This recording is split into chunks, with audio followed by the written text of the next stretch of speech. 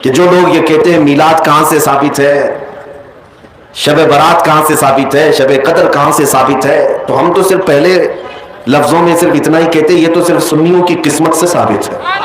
کیا قبرستان جانا چاہیے، نہیں جانا چاہیے، اس پر بھی بڑے اعتراضات ہیں۔ اور یہ مہینہ اسی لیے زیادہ افضل بھی ہے کہ یہ مہینہ میرے مصطفیٰ کا مہینہ ہے۔ آج لوگ دلیل پوچھ رہے ہیں اپنے نبی کو یاد کرنے کے لیے۔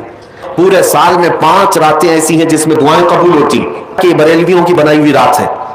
نبی پاک صلی اللہ تعالیٰ علیہ وسلم حضرت عائشہ سے فرماتے ہیں اتدرین ہذہ اللیلہ، عائشہ آج کی رات کے بارے میں تو جانتی ہے یہ کون سی رات ہے؟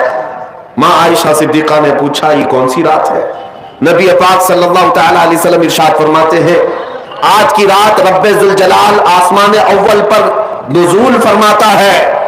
اور ایک روایت میں یہ کہ اللہ تبارک و تعالیٰ آج لوح محفوظ پر سارے انسانوں کے رزق لکھنے کا حکم فرماتا ہے، اور جو مدبرات امر فرشتے ہیں ان کو یہ تمام معاملات سپرد کر دیے جاتے ہیں کہ آج کی رات سے لے کر اگلے سال تک کس کو کتنا رزق ملنے والا ہے، کس کو کتنے بچے ہونے والے ہیں، یا کس کی شادی ہونے والی ہے، یا کس کی موت ہونے والی ہے، یہ سب آج کی رات مدبرات امر جو فرشتے ہیں ملائکہ ہیں ان کے پاس بھیج دیا جاتا ہے۔ اسی رات رزق کی تقسیم ہوتی ہے، تمام معاملات کی تقسیم ہوتی ہے۔ یہ حدیث پاک میں موجود ہے۔ نبی پاک صلی اللہ تعالیٰ علیہ وسلم کے اب روزے کے متعلق پوچھے، ماں عائشہ صدیقہ خود فرماتی ہیں کہ میں نے رمضان کے بعد سب سے زیادہ روزہ رکھتے ہوئے حضور کو اگر دیکھا ہے تو شعبان کا مہینہ، کثرت سے میرے آقا صلی اللہ تعالیٰ علیہ وسلم اس میں روزہ رکھتے تھے۔ اور پھر ارشاد فرماتے اس ماہ مبارک میں اللہ کی بارگاہ میں اعمال پیش کیے جاتے ہیں، اور میں یہ چاہتا ہوں کہ میرے اعمال اللہ کی بارگاہ میں اس حالت میں پیش ہو جب میں روزے کی حالت میں ہوں۔ میرے عزیزو، آج جو دن گزر گیا، مغرب کے بعد اب ہماری 15ویں شعبان شروع ہو گئی، 14ویں شعبان تک جتنے بھی ہمارے اعمال تھے وہ سب اللہ کی بارگاہ میں پیش ہو چکے۔ آج جو روزے سے تھے ان کے متعلق بھی یہی ہے کہ حضور کی سنت کہ حضور یہ چاہتے تھے کہ میرے اعمال اللہ کی بارگاہ میں جب پیش ہوں میں اس حالت میں ہوں کہ میں روزے سے ہوں، یہ سنت ہے۔ اور دلائل کی بات کرتے ہیں آپ، تفسیر ثعلبی میں حضرت عبداللہ ابن عباس رضی اللہ تعالیٰ عنہ سے منقول ہے نبی پاک صلی اللہ تعالیٰ علیہ وسلم کی کہ یہ وہ صحابی ہیں جن کو سید المفسرین کہا جاتا ہے۔ آپ فرماتے ہیں پورے سال میں 5 راتیں ایسی ہیں جس میں دعائیں قبول ہوتی ہیں۔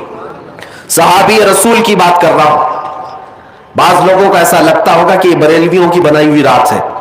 عبداللہ ابن عباس رضی اللہ تعالیٰ عنہ فرماتے جمعہ کی رات، رجب کی پہلی رات اور شعبان کی 15ویں رات، اور دونوں عید بقرعید اور رمضان کی عید کی رات، یہ 5 راتیں عبداللہ ابن عباس رضی اللہ تعالیٰ عنہ فرماتے ہیں اس میں اللہ تعالیٰ دعائیں قبول فرماتا ہے۔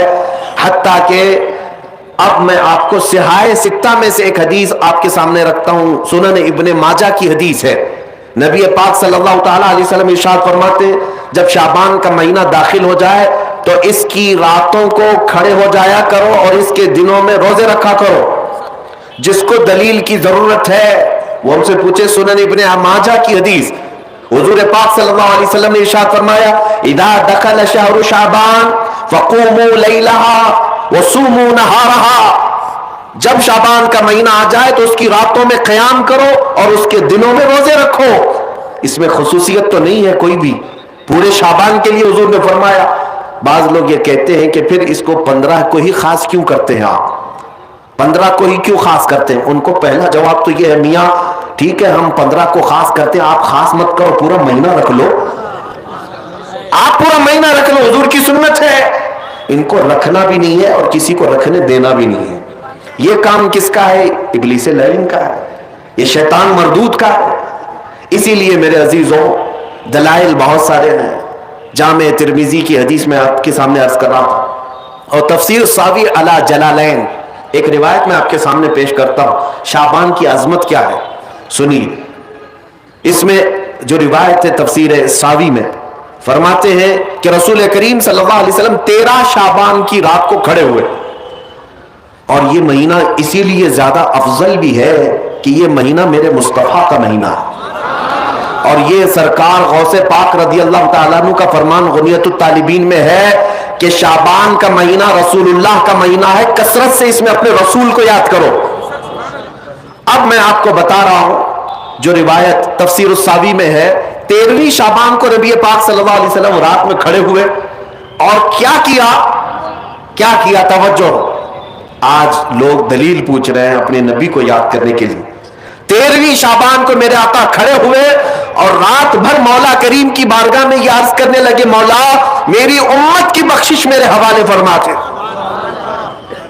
حضور نے 13ویں شعبان کو یہ دعا کی تو روایت میں کہ اللہ تعالیٰ نے اجازت عطا کی کہ آپ کی 1/3 امت کی بخشش آپ کے حوالے، آپ شفاعت کر سکتے ہیں۔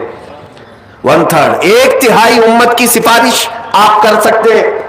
14ویں رات کو پھر میرے آقا صلی اللہ علیہ وسلم کھڑے ہوئے، رات بھر عرض کرنے لگے، مولا میری امت کی شفاعت میرے حوالے کر دے، ان کی بخشش میرے حوالے کر دے۔ اللہ رب العزت نے 14ویں شعبان میں نبی پاک صلی اللہ تعالی علیہ وسلم کو حکم فرمایا، 2/3 امت کی بخشش کی شفاعت سفارش آپ کے حوالے ہے، 2/3 امت کی سفارش آپ کر سکتے ہیں۔ نبی پاک صلی اللہ تعالی علیہ وسلم کیا اس پر بھی راضی تھے، بلکہ 15ویں شعبان کی رات آئی، یہ رات، یہ تیسری رات تھی، نبی پاک صلی اللہ علیہ وسلم پھر کھڑے ہوئے اور آج کی رات کھڑے ہو کر نبی پاک صلی اللہ علیہ وسلم نے پھر وہی دعا کی، مولا میری بقیہ امت کی سفارش میرے حوالے فرما دے۔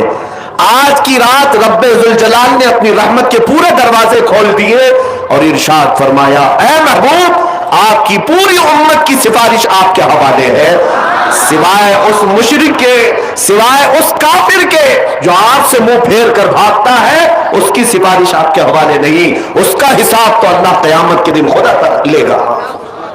آج کی رات میرے عزیزوں، میرے نبی پاک صلی اللہ تعالی علیہ وسلم کو مکمل شفاعت کرنے کا اختیار دیا گیا ہے، پوری امت کی شفاعت، پوری امت کی شفاعت۔ شفاعت کا مطلب کیا ہے؟ اللہ کی بارگاہ میں سفارش کریں گے، سفارش کریں گے۔ بخشنا تو مولا کا ہی کام ہے، مغفرت تو رب تعالیٰ کی شان ہے۔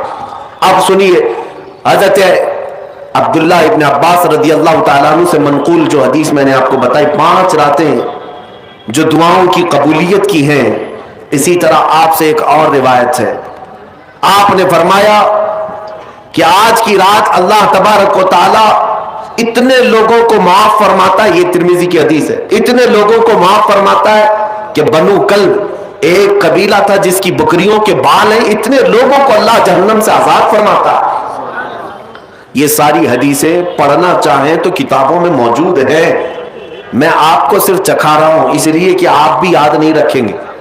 الحمدللہ یہاں پر سنیوں کا مجمع ہے اور اکثر ہمارا معمول یہی ہے، ہمارا تو معمول یہی ہے، بہت سارے لوگ، ہم اپنوں میں یہ نہیں کہتے کہ جو لوگ یہ کہتے ہیں میلاد کہاں سے ثابت ہے، شب برات کہاں سے ثابت ہے، شب قدر کہاں سے ثابت ہے، تو ہم تو صرف پہلے لفظوں میں صرف اتنا ہی کہتے ہیں، یہ تو صرف سنیوں کی قسمت سے ثابت ہے، یہ ہماری قسمت میں لکھا ہوا ہے، یہ ہماری قسمت میں لکھا ہوا ہے کہ اللہ تبارک و تعالیٰ یہ موقع عطا فرماتا ہے گاہے بگاہے اور بندے اس کو یاد کر لیتے ہیں۔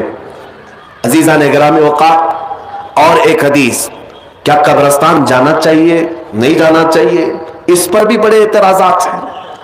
خزانۃ الروایات بحوالہ فتاوی رضویہ شریف اعلیٰ حضرت نے بھی نقل فرمایا کہ آج کی رات روحیں تمہارے گھروں میں آتی ہیں، قبروں پر جتنے بھی آرام کر رہے ہیں ان کی روحیں تمہارے گھروں پر آتی ہیں، اور جو گھر میں ذکر و اذکار ہو، عبادات ہو اور انہیں اصال کیا جاتا ہے، وہ لے کر قبرستان واپس جاتی ہیں اور اپنے پڑوس میں فخر کرتی ہیں کہ میرے گھر والوں نے مجھے یہ دیا، میرے گھر والوں نے مجھے یہ تحفے دیے۔ آج کی رات روحوں کے عید کی بھی رات ہے، لیکن وہ روحیں جن کے گھر والے انہیں کچھ نہیں دیتے، واپس قبرستان جاتے ہوئے یہ کہتے ہوئے جاتی ہیں اللہ تمہارا اس سے بھی برا حال کرے۔ وہ انہی لوگوں کو کوس کر جاتی ہوں گی جو دلیل بار بار پوچھتے رہتے ہیں۔ الحمدللہ ہر سنی 2 رکعت نفل تو آج پڑھتا ہی ہے، قبرستان سے گزرتے ہوئے سلام تو کرتا ہی ہے۔ ہم اپنے بزرگوں کو بھولنے والوں میں سے نہیں ہیں، جن کو بار بار دلیلوں کی ضرورت ہے ان کی روحیں آ کر کوس کر جاتی ہوں گی